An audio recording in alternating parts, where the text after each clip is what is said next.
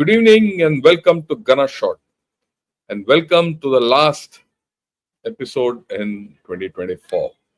Before I go further, a very happy 2025 to you in a few hours, to you, your families, and friends. Have a great blast and wish you the very best for all your dreams and future. Right.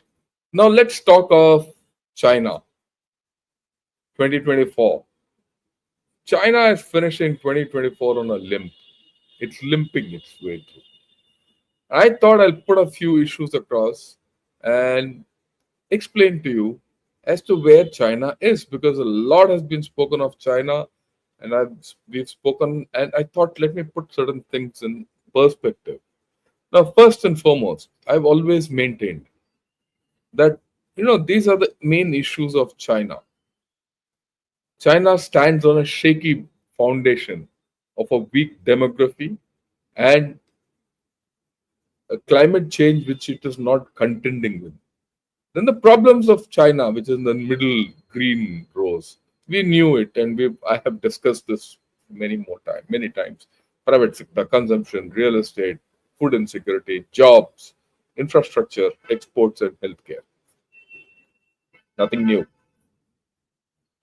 And I've always been talking that for the past maybe 2 years, I've been saying China has changed track.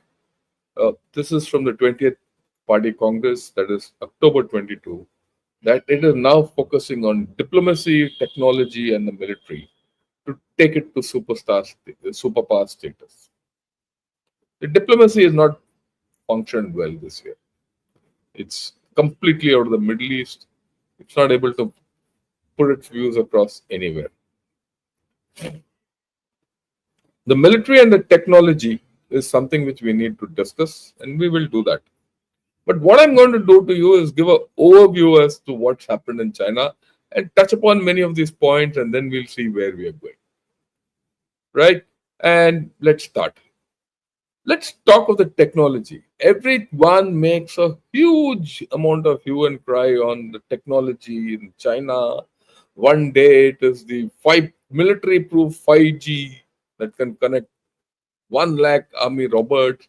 The second day it is future high-speed rail with the next generation prototypes. Right? Then the third day it is about world-class 6th generation stealth fighter jets. And then many things keep happening. It tests remote 3D printed parts and drone delivery for battlefield and space. Right? Their trains go at 450 kilometers per hour. And they're launching deep sea icebreakers. The cutting edge technology. Right? And new amphibious assault ships and drone motherships and what have you. But they also, the last rocket which they fired didn't take off. They did a lot of space launches, a lot of failures. I don't think there's any country which has had so many failures in space as China in this year itself. And in others also. The submarine went down, X, Y, Z. So, the splash in technology is a question mark. And Xi Jinping has been trying to use technology to power his way out of the decline. That technology will take China out of the decline it is facing, its economic stagnation which it is facing. That's the narrative. But then there's a counter narrative from within China. It says China can't rely on technology as a panacea to economic recovery. It's not feasible. One of their major economists has said, you can use technology. Technology is damn good. X, Y, Z. Right? But that's not everything. You can't, power your way out. So what did he say? I mean, if you see, that's what is written. He says there's a polarization of wealth between people. They're very rich and very poor. Right? They don't poor people don't get any returns from the gross output of China. There are, it's very interesting. There is excessive number of people who have worked overtime and are not paid. And then there's the problem of supporting the elderly, and so all this put together, people are working, not being paid. They have to take care of their parents, their families, their wives, right? And so there's no purchasing power in the people, especially the low and middle income community, which forms the bulk of the population. They can't get out of it. That's what the analysis says. He says low income, low consumption impacts corporate performances. Why? Because if you don't, then the corporates can't sell anything, resulting in fewer recruitment, increase in staff reductions, so layoffs. And as the unemployment rate climbs, fewer people are consuming, forming a vicious cycle. This is their admittance and this is their analysis. Like all my analysis on China, none of this analysis is my own thinking. This is all from the Chinese sources. So they're feeling the pain. Technology won't solve the problems, and dodgy technology will not solve the problems. That's very clear now. And no one wants Chinese technology. That's the issue. Right. Then what next? Let's look at the PLA leadership. One of the main pillars of progress has to be the PLA and the military. And, it was supposed to be the world conquering military. It is still aiming to be the world conquering military. But look at the leadership purges. Okay. Let's look at it. 2 more generals. When? Last week. And important guys. They're part of the NPC, National People's Congress. The few top 250, 350 people in the country. Right? They've been removed. Thank you. Nikki Asia comes out with an analysis which says Chinese military is in disarray because Xi Jinping is clamped down on power. And it's an open secret now that Xi Jinping and Zhang Yuxia, who is the chairman or number 2 of this Central Military Commission, they have a rift. There's jockeying for power. One doesn't know when will Zhang Yuxia overthrow Xi Jinping. We don't know. And what is happening, we don't know. But there's power struggle, and Xi Jinping is just sacking guys left, right, and center. Now you take the whole lot, what he's done. This is the rogues list, rogues gallery.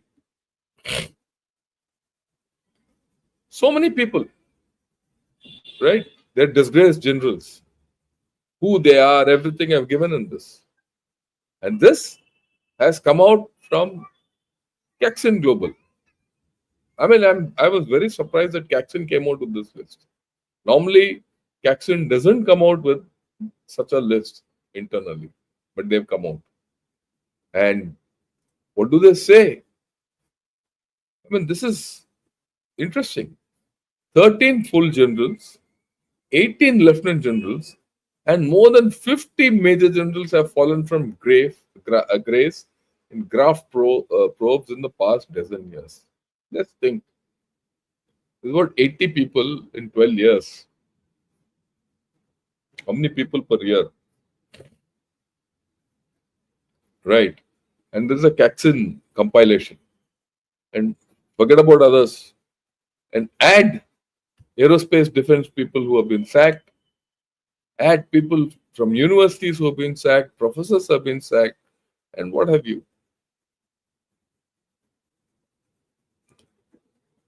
And of course, we all know Li Shangfu and Wei Fangyi, who were China's ministers, defense ministers. They've also been sacked. It's not easy. Now, if you have a military which has so many people sacked, the leadership is absolutely changing every day, every month, then how can it be effective? You have a defense minister who's not even part of the Central Military Commission. So what's the efficacy of this chap, Dong Yun? So there is a major problem, and let's be very clear. I don't think the PLA is functioning with all cylinders firing. It's not the world conquering army it is. In fact, I'll put it this way: China is militarily in a reactive mode. Why did it withdraw from the LAC? You analyze it, it's very clear now. I'm from my side that they couldn't sustain themselves on the LAC and the pressure from the Pacific. The pressure from the Pacific was tremendous. And now the four fronts of China are coming forth: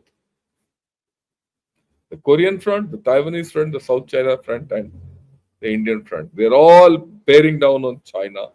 And the Chinese military is now really contained and bottled. In fact, USA is carrying out a major redeployment. So what I'll do is give it another 10 odd days, maybe around 8th, 9th Jan, we'll do this. The military posture of China. Let's assess that. What is China facing? Very interesting it is. I see a change. China is not going to be the world conquering army. It now has to defend its. It's got into a posture of defense. We'll talk of it. So if the PLA is going to defend the nation and it can't go out and do whatever it wants, then which superpower are we talking about? That doesn't mean they'll not try. They're attempting it. They're waiting for a break. Unfortunately, it's not coming their way. Okay. 2024 record number of tigers netted in the anti-corruption campaign. Thank you. Chalo bye. A new thing, involution, technology, involution. What is involution? Right? You have to understand this. Vicious competition. There's vicious competition. Even today, there's an article on this thing that how Chinese firms are just cutting each other, offering lower prices. You see why? I mean, you have to understand this again. When the property sector didn't, take off again, or rather didn't recover, so whole lot of people were said, okay, technology. Let's get into this technology business and make EVs and photovoltaics and new technology, high productive forces. That was what Xi Jinping was talking about.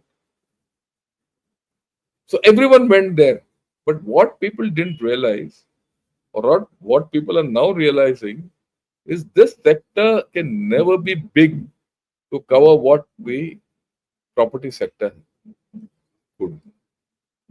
As a result, many people who had money who quit the property sector have come into these sectors. They're all investing. Sector is small. So people have to survive. So they're hacking each other. So the Chinese are killing each other.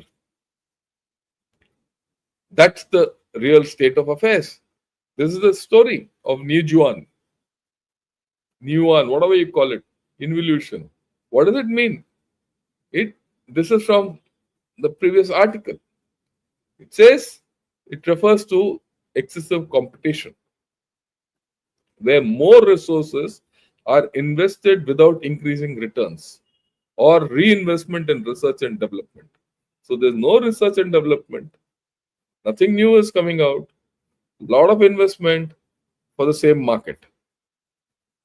For some industries, companies may attempt to gain a temporary competitive advantage by lowering prices at the cost of profit margin to undercut rivals. This is what is happening. They're killing each other. This behavior may force all parties to invest greater effort leading to a deterioration of the overall industry environment, increased pressure to survive, and stagnant or declining growth for all participants. They might catch the market, but they're not making money. The economy is not going up. People are not, their consumption is not taking off. And unless China consumes, it's going to stagnate and go down. The renewable energy sector stands out as a major area suffering from involution. According to analysts, particularly in the new energy vehicle and photovoltaic industries, they are hacking each other. It puts a cap on whatever China is trying to achieve. Everyone thought, oh, they're going to capture the Chinese, they're going to capture not only the Chinese market, the world market, this, that, and all. But with wafer thin margins, nothing is happening, nothing is moving. They're keeping on slashing prices. And unprofitable car makers are packing up. So that's what they are in. Industrial profits decline at slower pace in November. But the profits are declining. Whatever profits they're making, they're declining. It's at a slower pace. So what's the difference earlier to now? Instead of declining at 4.5%, it's now declining at 4.3%. This is what China can celebrate. That is why I said China is on a limb. China is on a limp. It's not a limb, it's a limb. They're on crutches. I have no doubts about it. Then property. Property still remains 30% of Chinese, GDP. There are, and this is just one headline of one, property developer who is under bankruptcy.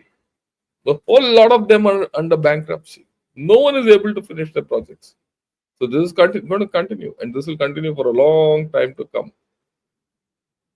China's banks are feeling the strain. Why?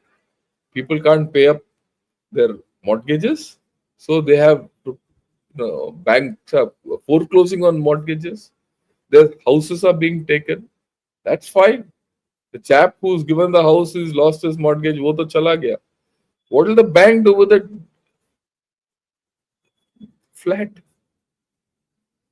It can't sell to anyone. If it sells, it has to sell at a loss. So banks are under strain. I mean, normally South China Morning Post doesn't come up with this. This is Kexin.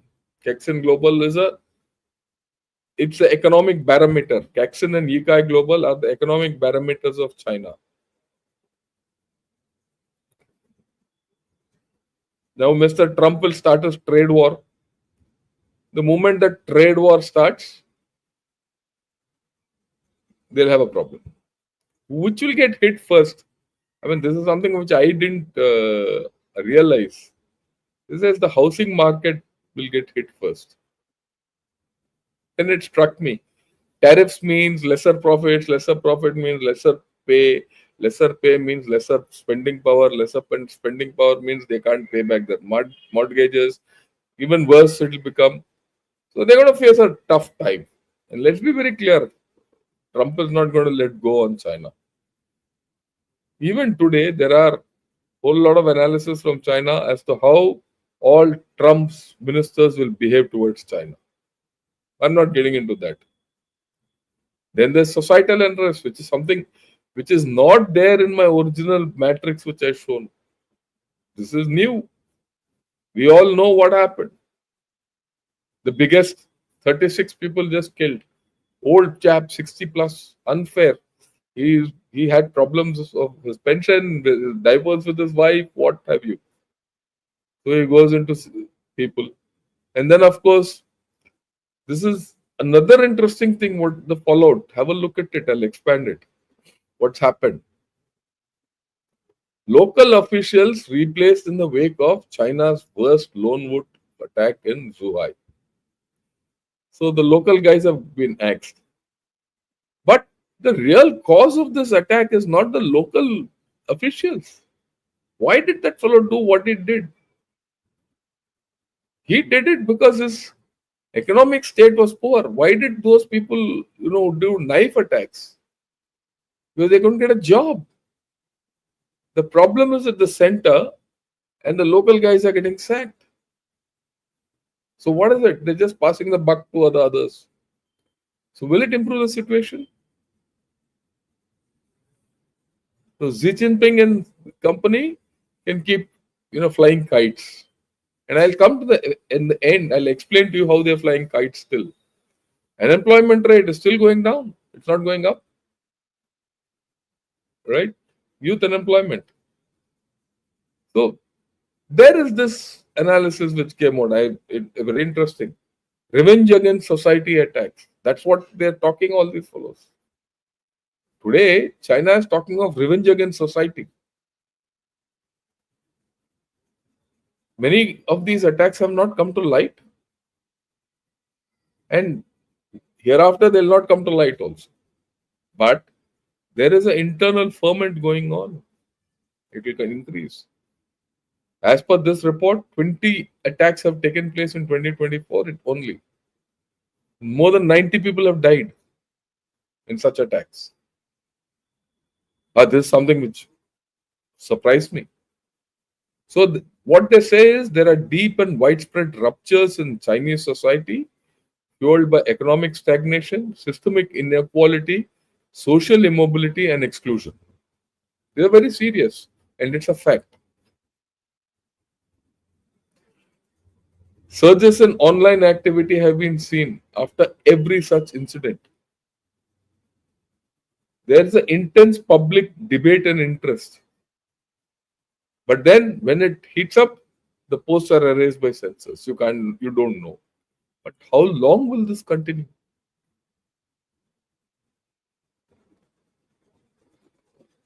And then this report goes on to say that violence underpins China's social order and revenge against society attacks should be understood in a part as a response to structural violence perpetuated by the state itself. So the guy who's actually perpetuating most of this violence is the state by their activities.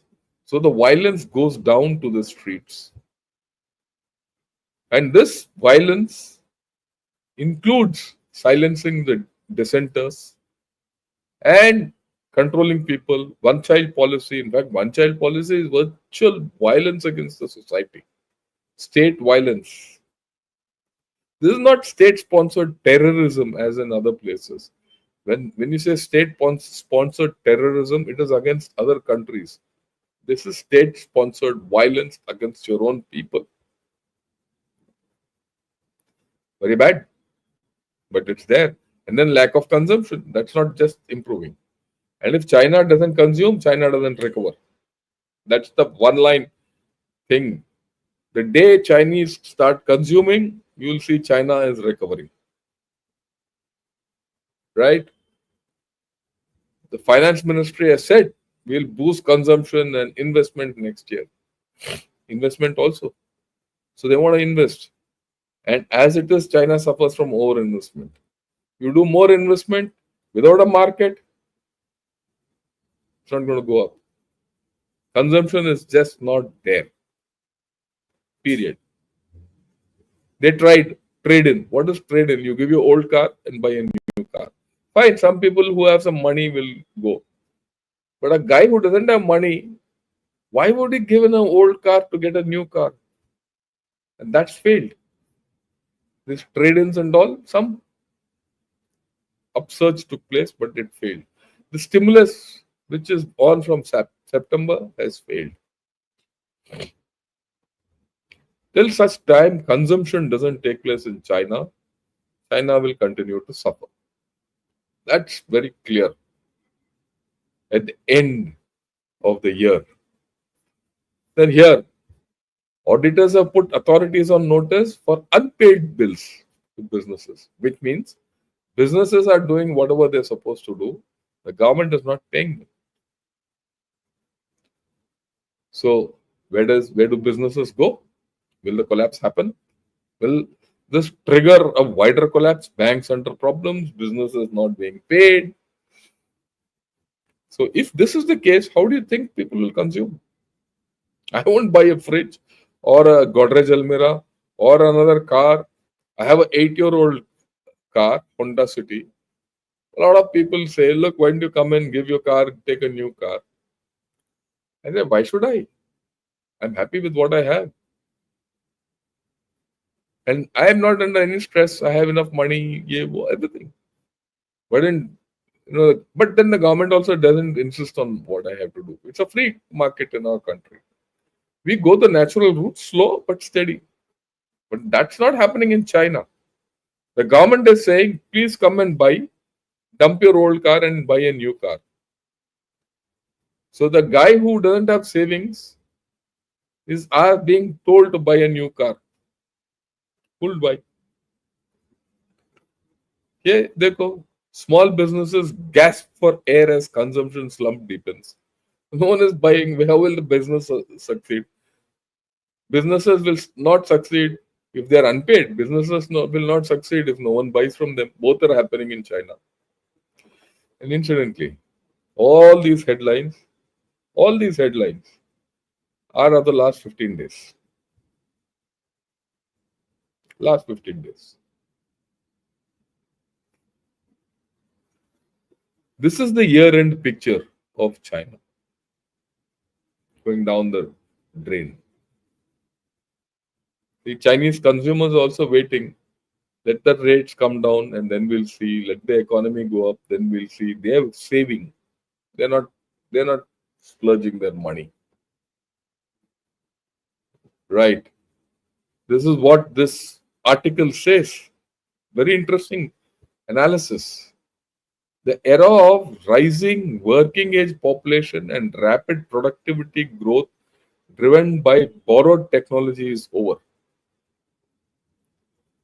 Z has pivoted from unproductive real estate investment to productive investments in new productive forces to strengthen China's geopolitical position. But that's his view. But China lacks a self sustaining domestic consumption engine to absorb the massive increase in the productive capacity of its economy.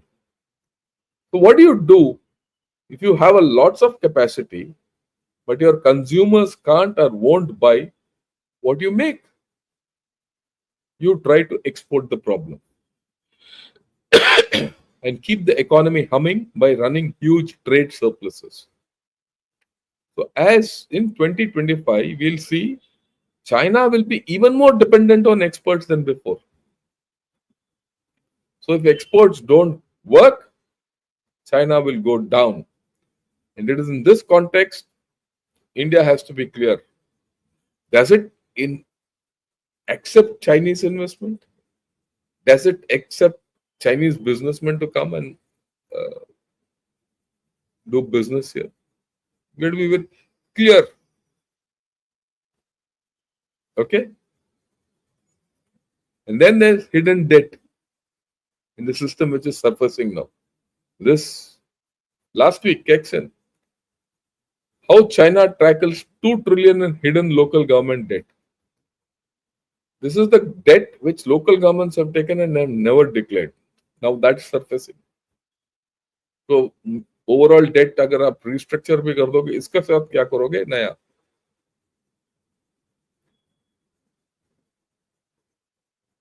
Then there's this Trump effect. Trump and complete USA is clear that China has relocated many of its factories to Mexico. Earlier I was talking of it. Now they are talking of it. They themselves are talking. Kexen has said Trump tariff hike on Mexico would hurt Chinese investments.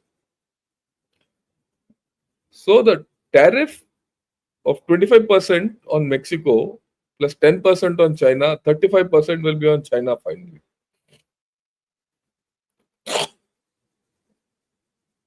So China is going to cop it. So if that happens, inflow into USA will not go in. That's the biggest consumption economy. Europe can't buy because all their economies are down the drain. Middle East is in war.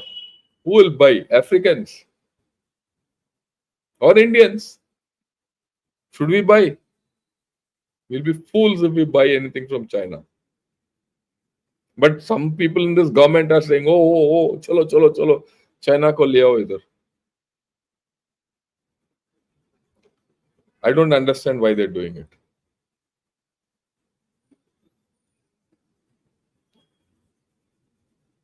One of the problems along with property was their thrust into infrastructure.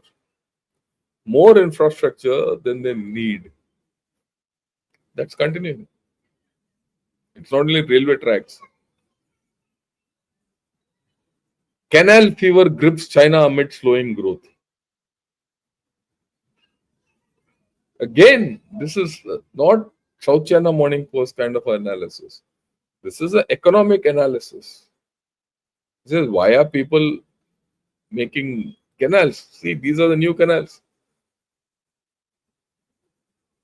And in a scenario where their not south water distribution, or water transfer systems have been failing.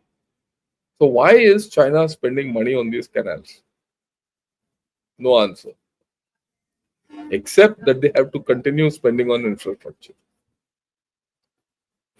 Okay, when you spend money on the infrastructure, your GDP goes up. What after that? If that canal is of no use. I mean, the way I look at it, this mega dam, I'll do a analysis of this later the month. I'm collecting data for it. My analysis of the mega dam at the Great Bend. But it's very clear that this dam is also part of that investment story. Infrastructure. Banate jao. Whether it's useful to you or not, we don't know.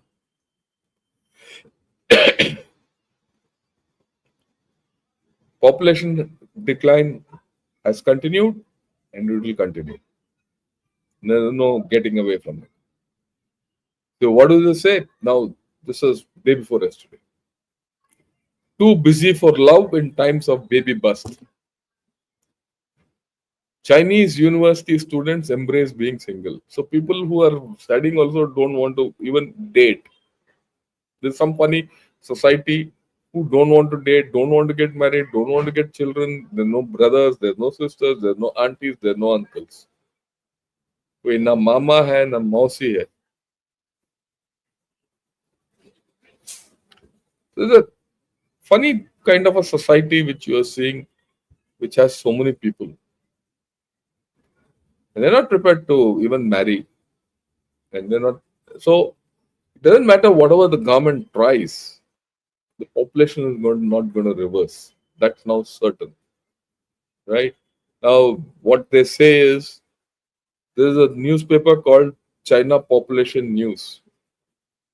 It's called on universities now to play a leading role in marriage and relationship education. So when people are studying, वहीं शादी करा दो इनको. So the universities will tell them, यार बच्चे पैदा कर लो, शादी कर लो, get married and make babies. There's a new thing. Just think, in our colleges, if someone says get married or don't get married but produce children, what will happen? I mean, it's something totally, I can't imagine it also. You have to realize no country has successfully raised fertility with government policies. There's no example in history where the government has promoted people having children. There is a case when, a lot of cases when naturally people have not had children, have chosen not to have children. But in China, it is unnaturally thrust on people not to have children.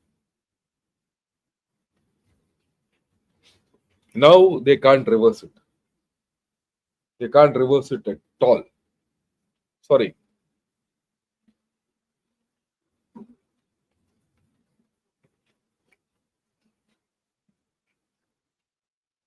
But the Chinese trumpet continues to blare. This is the interesting part. The Chinese propaganda chiefs, they started singing, loudly about economic prospects. They've been told to, they're doing it. The provinces have been told to make effort to meet the targets as the end of the year is coming. It's come already. And this has been on for the past 15-20 days. So today, news. China Z expects 2024 GDP growth of around 5%, was more proactive measures in 2025. So another few days, you're going to be told, oh, China has reached its GDP. But this is the story.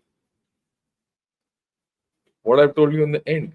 Their major markers are not reviving. And you'll see this weakness in China will continue. Their economy will struggle. They will give out huge things, technology. Every day, this technology, that technology, going to the moon, some great capability which no one else has. There's yet another factor which has come out, and I was reading it today, that China might be an AI power, but they're not going to monetize it, like it is happening in USA. No one's going to buy their AI. So where do they land? They might be the best scientists, they might be the best technology, they might be the best of everything, but then they're going to succeed. That's how it is. Well, I finished for the day. I've kept it a little short so that you can all go and enjoy your New Year's. And we'll meet tomorrow after you recovered from your New Year blast. And we'll see what India and China in the new year will be all about. And I'm going to take the Chinese perspective. How do they view India? And from various think tanks and views and all that. And I'll go back by about 10 years, right? And take a call on all this. Right, with this, I'm going to take a few questions, all your questions, and then we will move ahead. Yeah. Yeah, Manivan, Happy New Year to all of you with all your wishes which you have given. And Akash, same to you. Have a good time. Right. Yeah. All are wishing Happy New Year, and you are depicting a limping Z instead of helping him. You are only inflicting more namak on his zakam. How unfair of you. Yeah, he's my enemy, so I'll do that. You have to understand China is China, India is India. Yeah, we understood it, Amitesh. I've heard your talk. Yeah. Yeah. Yeah. This is an open request to everyone. Please like this video if you do like it, and press the like button. Also subscribe to Gunner Shot. I do hope in the new year more of you join me and more of you join me as members. Like I keep saying at the end of the year, and I'll say it tomorrow also, you become members, you're going to help a few girls get their education. So do contribute. We have to give it to Z to keep up with the appearances. He's got no choice. Uh, yeah, first solve your problems, general, and then think about China. They are doing good, advancing in tech. Thakurji, I don't know what your thinking is, but my view is I should know my enemy or adversary, whatever you call it. I know about myself. And I'm talking about China because I need to know what the Chinese are so that I don't get overawed. India doesn't get overawed with China. I don't know whether you're Indian. I don't know whether you're Chinese. So I'll leave it at that.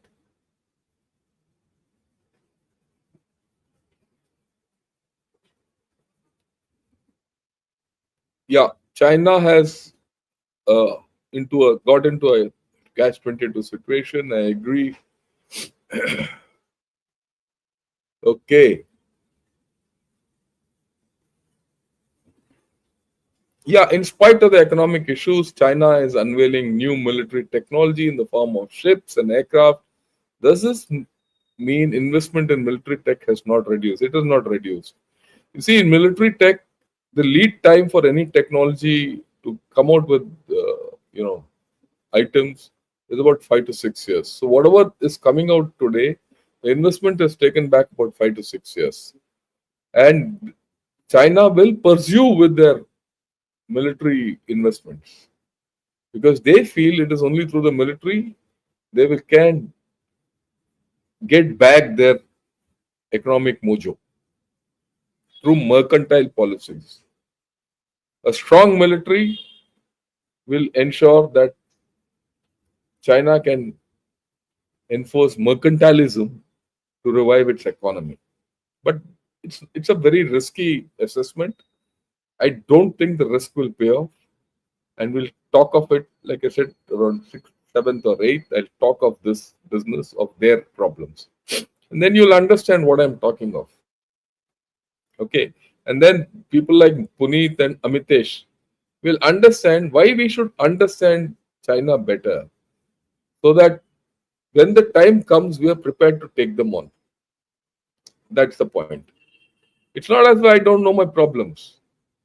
Incidentally, tomorrow, uh, in fact, I already released a video for members only today, which talks of India's response to China's great leap forward. Yesterday, I had a great discussion with on TV9, News 9 Plus, with Mr. Sandeep Punithan, Mr. JD Patil, who's been a director of L&T, and Air Marshal Diptendu Chaudhary, on what should our response be and what our problems are. And I made no bones of saying what I had to. Have a look at it. As much as I dissect Chinese economy, military, and all that, I am ruthless on what I do to when I have to discuss our shortcomings. Have a look at it tomorrow.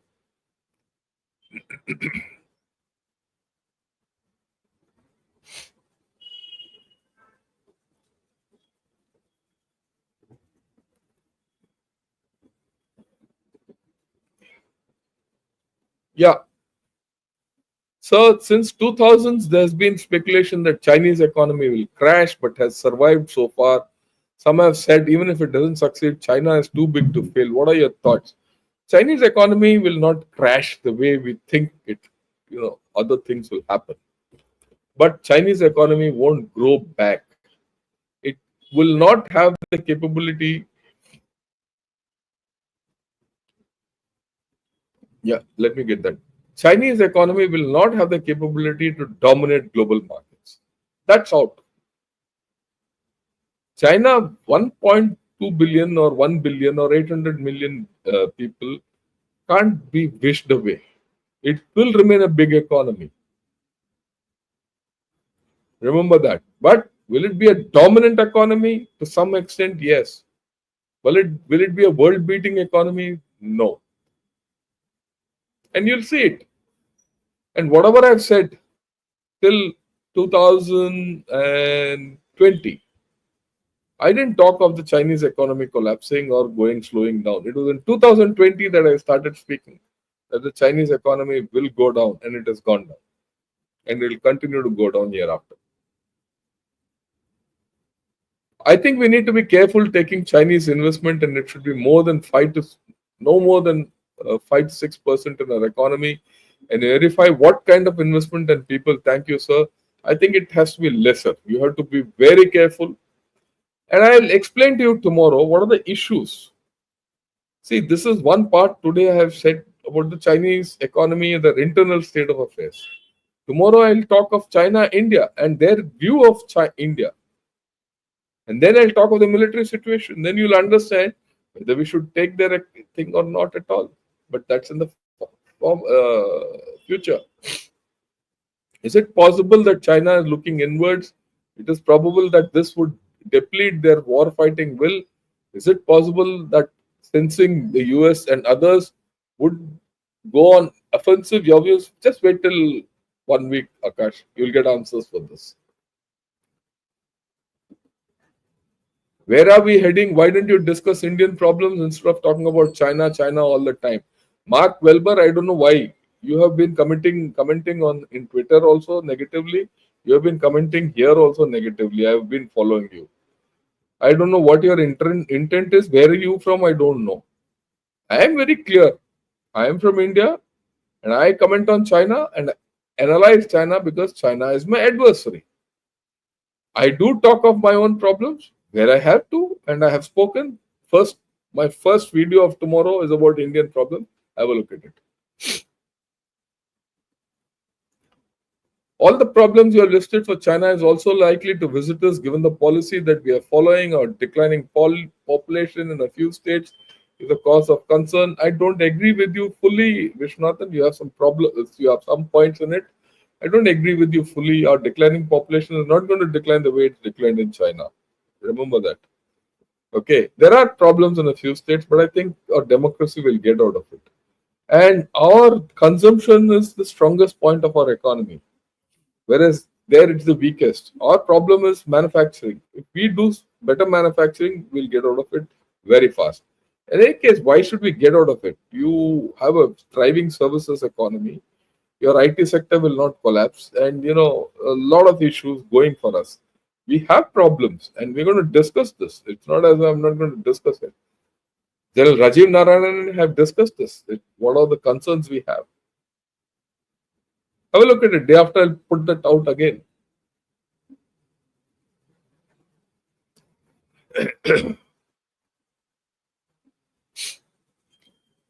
Is it a socio-economic phenomenon? It started with communism all over, and over the decades moved through the liberal movement, leading into feminist movement. With a small step into present-day wokeism, this is a global disaster in motion right in front of us, and no one has seen or acknowledged it. I agree with you. I have no doubt about it. Right? That's how it is, and we're going to see problems with them. Okay. Please do an episode on Bannu, Parchinar, Kurram, Bajor, etc. I'll do it in due course. There's a problem there, which I will do it. There's no problem. Yeah. I request you to keep this program same time at 2000 hours or any other time, but same time every day. No, it will be at 2000 hours unless there's a problem either with someone who's to join me or I have a commitment or I think largely it will be 20 hours, 100 hours without a change.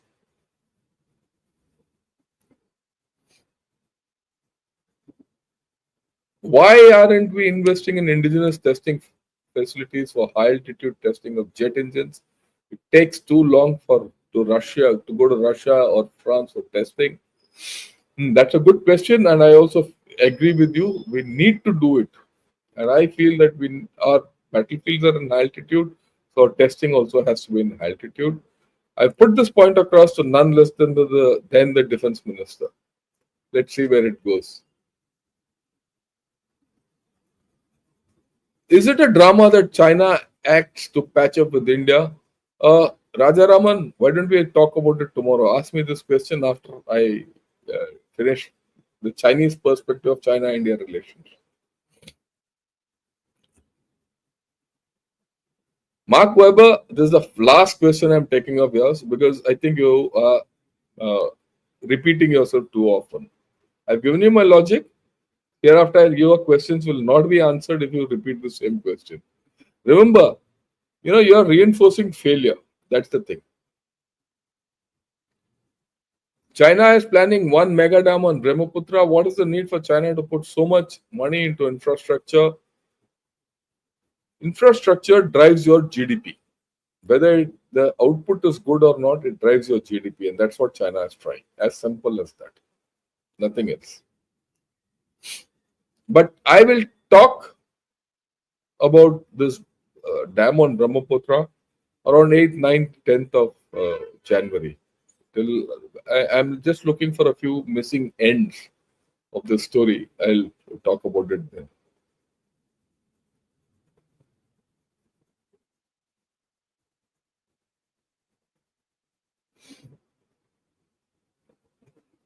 Yeah, Premdas Warrior, very nice. So thank you. And now I'll take Yogesh comment. Mark Weber, let him teach us what is good for us. Entire world is linked. Effects on one country will also affect other countries. Be respectful to him or leave before someone blocks you. I'll not block him like a communist. Communists are cowards. They'll block. There are buffoons who can't take criticism, so they are blocked. A lot of people have blocked me also. I'll not block him, but I'll ignore him. Why? Because from what I've observed, that's why I thought I'll speak about him to all of you. From what I've observed, he's either a pro-China guy, or he's a communist, or he's got a warped mind, and he's tracking my channel. I'm happy that he's tracking my channel because then I'm okay with it, right? And a lot of people in India need to know what's happening in China, and China is our main adversary. So I'm glad, Yogesh, for your comment. Right, that's the end of today's podcast. Thanks a lot again for joining me. Do join in and subscribe to Gunner Shot as a subscriber and also as a member. I'll be very grateful to all of you. We'll meet tomorrow. Have a great, New Year blast, whatever you're doing, whether with your friends, your families, or just sitting at home, anything. But don't do things which will tomorrow you'll get up to regret. Okay. Yeah. Oh, I'll take this question sparkly in a open session one of these days. And happy New Year to all of you. Enjoy yourselves. Jai Hind and happy 2025 to all of us.